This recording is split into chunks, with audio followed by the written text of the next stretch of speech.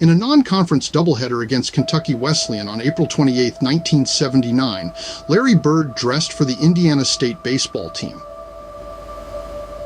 Bird had gained a major basketball following in the Hoosier State.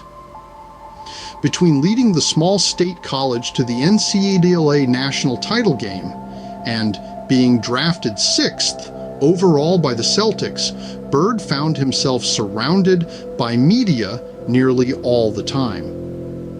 It was no different when word got out about him playing in the upcoming baseball doubleheader. Bird's participation in the baseball game had been heavily advertised, and, as hoped, it drew a large and boisterous crowd, said Mike Hayes, who played against Bird for Kentucky Wesleyan. More than 2,000 fans showed up, infinitely more than the usual crowd of a few girlfriends, a few parents, and if it was a nice sunny day, a couple of co-eds hoping to work on their tans. Fans spilled out of the grossly inadequate bleachers and into the grass surrounding the field. Despite the weather, a circus-like atmosphere prevailed. Bird had been honored the night before with a banquet, and there was little doubt about who the crowd had come to see. In Game 1, Bird started on the bench, to the dismay of the crowd.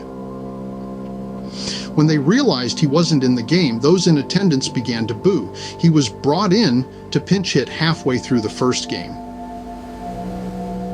This was the crowd's first glimpse at Bird in a baseball uniform, wearing an unfamiliar number 24, since it was the only uniform that could fit his 6'9" stature on such short notice.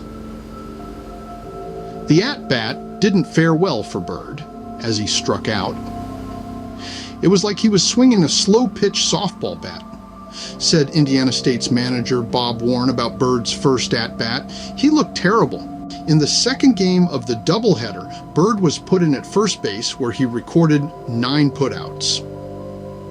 In his second at-bat, he ripped a single up the middle, driving in 2 runs and giving the Sycamores a 3-1 lead. Then tragedy nearly struck. Late in the second game, there was a pop fly in the infield that both Bird and the catcher made chase for.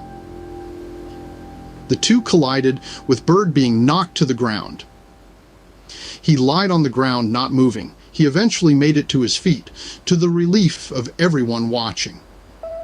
Bird would later claim he just had the wind knocked out of him. Warren decided to remove Bird from the game before any other dangerous situations arose. Like and subscribe for more.